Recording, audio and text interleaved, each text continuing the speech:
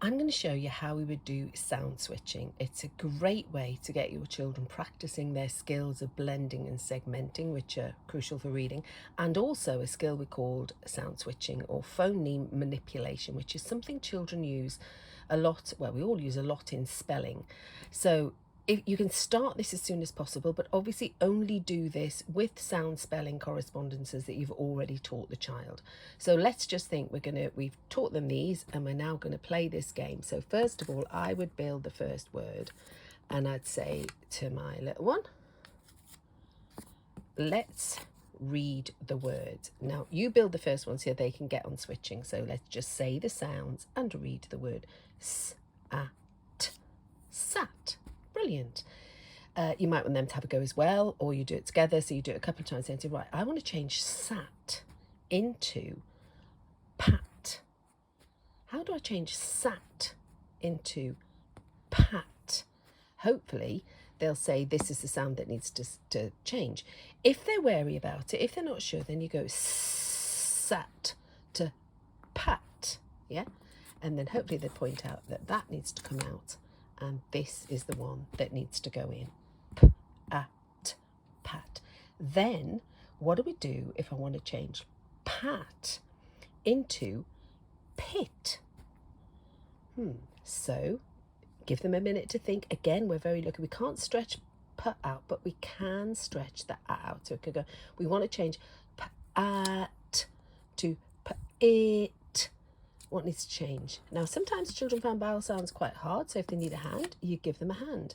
Then they change the a, they put the it in place, and they say the sounds and listen for the word again. P-it, pit. Brilliant. Now I want to change pit into sit. Pit into sit. And hopefully they would spot that this is the sound that needs to come out and this is the sound that needs to go in. Always, you'd encourage them every single time to say the sounds and listen for the word it, sit. So that's a very simple way of working on your children's sound switching skills, but of course every time they're blending and segmenting too. Now you can do this in different ways. I did that just changing a few different sounds within the word. You can concentrate on a particular sound. So for example, you could concentrate on the initial sound. So we want to change, and you can, again, you just have ready the sound spellings that you need. Don't put too many extra on because it will just confuse them. So you can do it by starting exactly the same. Here we've got the word sat. Let's say the sounds s-at, sat. Now I want to change sat to hat. Hat. What do I need to change? Hopefully they will know that that needs to come out. And the h needs to go in. At, hat. Now I want to change hat into mat. Mat. And they hopefully realise that needs to come out and that goes in. And if they don't, you simply help them. So if you go, so let's say the sounds again, at, mat.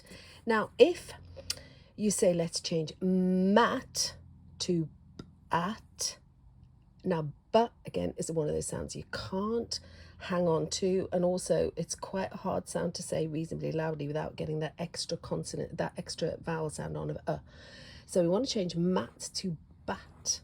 Now, if they look at you blankly, you simply say, listen, mat, and I want to change it to at. And if they can't tell you, just tell them it's this one that changes, and you change it, put that in, and get them to say the sounds and listen for the word. And of course, the more that they handle the materials, the more they're doing it themselves, then every time you're reinforcing it. But, you know, don't worry if they don't get it all right. Just launch in and help them. And one of the little thing is when you're putting sound cards out like this and they're not yet a word, don't put them so they look like a word.